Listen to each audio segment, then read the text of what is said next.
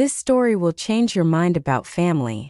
Subscribe right now and don't forget to like this video, so you don't miss the most intimate parts of this story. My name's Jennifer and I'm 35. And yes, I'm that stepmom everyone whispers about.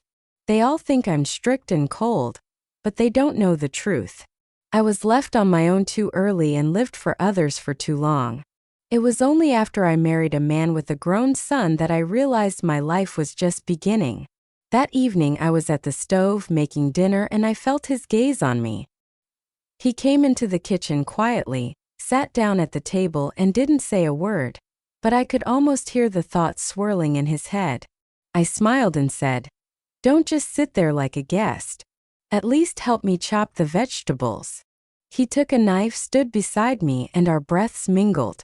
I felt a slight, long-forgotten thrill. After all, a young, strong guy was standing next to me, and it seemed like something more than just a domestic closeness was developing between us.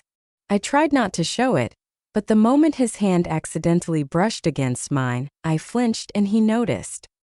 His eyes met mine, and in the silence of the kitchen, the room suddenly felt too small, too cramped, as if fate itself had brought us face to face. I quickly looked away, pretending to be busy, but my heart was pounding as if I were a teenage girl again. He smirked and said, "You're reacting kinda strangely, Jennifer." I just shrugged in response, trying to hide my embarrassment. But in his eyes I saw interest. Not a boyish, not a son's interest. Something else, something adult and dangerous. And it confused me. I knew that one step in the wrong direction and we'd be in a place with no return. But a spark lived inside me that I couldn't extinguish. That evening we had dinner alone, laughing at little things, and every time our hands accidentally touched, I felt the tension build. He would look at me for a little longer than he should, and I'd pretend not to notice, though I understood perfectly well this was the start of something that would change us both. After dinner I was washing the dishes, and he stayed in the kitchen, as if he intentionally didn't want to leave, watching me in silence.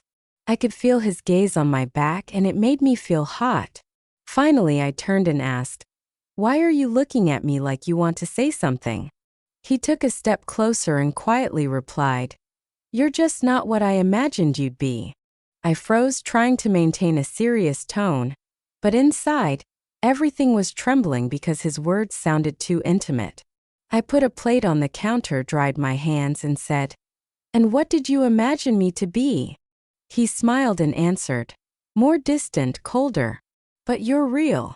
The silence between us grew thick, and at that moment, I realized we were standing dangerously close, and that this closeness could one day destroy all the walls I'd built for so long. I took a step back, but he moved closer again, and now only a few inches separated us. I could feel his breath and knew I had to say something to break this tension, but the words wouldn't come. He was looking straight into my eyes, and his gaze seemed to pull me inward, to a place where no rules existed. I said, "You're forgetting who I am to you." But my voice trembled, betraying me, and he smirked, "So you feel it too?" I didn't answer, turning away to hide my confusion, but my hands were shaking. I grabbed the edge of the counter as if seeking support. Only one question echoed in my mind. How long can I hold this line? If every conversation we have turns into a game where sparks are about to become a flame. I left the kitchen, hoping the distance would cool my thoughts. But he followed me and was next to me again in the living room, as if intentionally testing my willpower. I turned on the TV to break the atmosphere, but the noise only emphasized our silence. He sat next to me on the couch, closer than usual, and I felt my heart start to beat faster again. "You know this is wrong," I whispered without even looking at him, but he calmly replied, "Sometimes what's wrong is exactly what we've been waiting for our whole lives." These words broke through my defenses. I turned to him and for the first time couldn't hide what had been building inside me for a long time. Curiosity, desire, fear. Everything was intertwined, and in that moment, I understood the line we were afraid to cross had already become too thin. I tried to stand up, but he gently touched my arm, stopping me, and the touch burned hotter than fire. I froze, not knowing what to do. Our eyes met again, and two feelings fought within me, my mind which was shouting, "Stop!" and my heart which was whispering, "Stay." His voice was quiet, almost like a confession.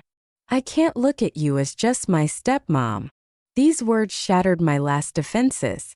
I closed my eyes, took a deep breath, but even in the darkness, I saw his image next to me. Too close, too real. And at that moment I knew there was no turning back. Something between us had changed forever. I felt the room getting stuffy, as if the air itself was pressing down on us. He didn't look away, and I was still trying to find a single right word to break the silence. But the longer we sat there, the clearer it became. It was impossible to break it. I stood up and said, "We need to stop before this goes too far." But my voice was too weak, lacking firmness, and he understood. He came closer and quietly said, "You don't want to stop, do you?" I covered my face with my hands, trying to hide my trembling, but instead, I only gave myself away more because his presence next to me made everything impossible. Impossible to pretend, impossible to deny. And I admitted to myself, one more step, one more spark, and the secret we've been carrying will become a dangerous reality. He gently removed my hands from my face. His fingers lingered on my cheeks, and I felt everything inside me turn upside down. At that moment, I couldn't hide behind the words can't and wrong, because I was drawn to him myself, even though I was afraid to admit it to myself. I whispered, "You don't understand what this could lead to." But he just smiled in response and said, "I understand everything, and I still choose this." My heart was beating so loudly I thought he would hear its pounding. And then I knew one more second, one more moment, and I'd stop fighting. Because I had lived in the shadow of other people's rules and opinions for too long. I closed my eyes, hoping it would give me the strength to stop, but instead, I felt him move even closer. His breath was hot on my skin, and I knew I was on the very edge of no return.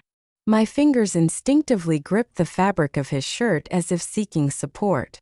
And at that moment I clearly understood. I couldn't lie to myself anymore. Something stronger than any rules, stronger than fear, had emerged between us. And all that was left was to admit it. Our lives would never be the same again.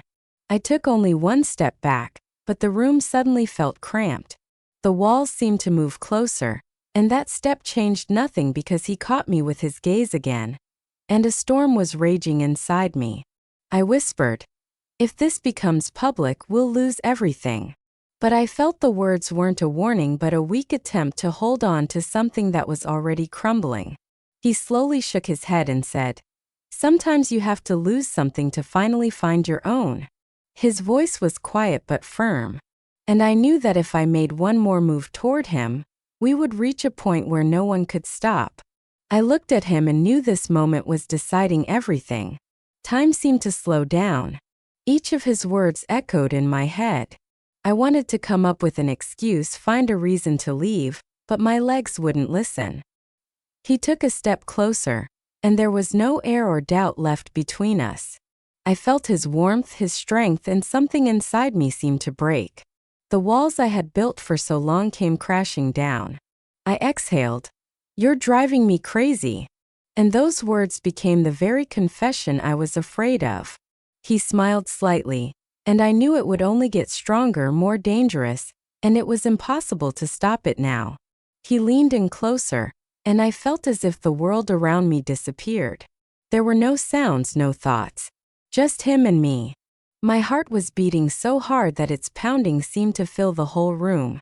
I wanted to say, "Stop," but my lips trembled, betraying me, unable to find the words. And at that moment I knew I was drawn to him, that I no longer wanted to fight, no longer wanted to pretend there was nothing between us.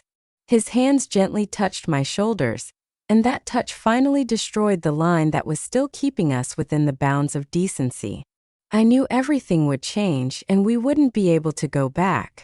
I froze, but I didn't pull away, and that decision became the point of no return. He looked at me as if he could see right through my soul. And for the first time in a long time, I didn't feel like a stepmom or a strange woman in the house, but just myself, alive, desiring, vulnerable. My fingers found his hand on their own, and I squeezed it as if admitting what we both had known for a long time. I whispered, "It's going to be hard for us to hide this." And there was no more prohibition in my voice, only fear and anticipation. He quietly replied, "Then we'll fight together." And those words made everything inside me turn upside down, because for the first time, I allowed myself to believe this forbidden connection could become our destiny. I sat down on the couch to try and hide my confusion, but he sat next to me and didn't look away. I felt the space between us getting smaller and smaller, as if an invisible force was pulling us toward each other. Anxiety was building in my chest, and I understood. One more moment and everything secret would come out. "Jennifer," he said quietly, and there was so much determination in his voice that it took my breath away. I closed my eyes, unable to bear this pressure, and whispered, "You have no idea what we're getting into." But I already knew the answer. He knew perfectly well and still wasn't going to back down. I felt his words hanging in the air, heavy and hot. And the longer we sat there, the stronger the pull became. A pull that was impossible to deny. He leaned in closer.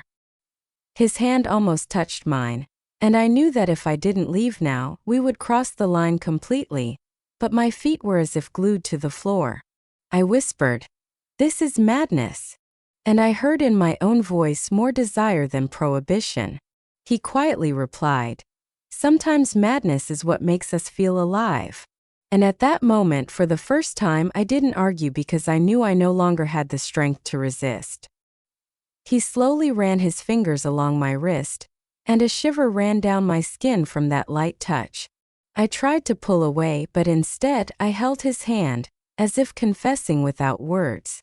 He looked straight into my eyes and his gaze burned right through me. I whispered, "We'll destroy everything." But in response I heard, "No, we'll create our own." And these words were the final blow to my defenses. I felt my mind surrendering, giving way to the feelings I had been so afraid of for so long. One more moment and I stopped thinking about the future because the present was too overwhelming. It swallowed me whole. I closed my eyes and time seemed to stop. Everything around me dissolved. All that remained were his voice and his closeness. I knew I should push him away, but I couldn't. Fear and desire were fighting inside me, and desire was winning. He leaned in closer. His breath touched my face, and I felt my heart was about to burst out of my chest. "Just say you don't want this and I'll leave," he said quietly. And at that moment I knew I couldn't utter a single word because a lie was stuck in my throat. And the truth was too dangerous. I just looked at him, and that was enough for both of us to understand that the road back was already closed. He looked at me without a break, and this silence was louder than any words. I tried to gather my strength to say, "Stop," but my lips trembled and wouldn't obey. My chest tightened with tension, and suddenly I felt it. I was drawn to him with such force as if we had both been connected by an invisible thread for a long time. I whispered, "I don't even know how to live after this." And there was more confession than doubt in my voice. He slowly touched my cheek and I didn't pull away. On the contrary, I froze, allowing this moment to happen because I knew everything I had been afraid to hide had already come out. His palm on my cheek was warm and confident. I closed my eyes, feeling a shiver run through my whole body. And at that moment it became clear to me. Everything I had been hiding for so long was impossible to hold back any longer.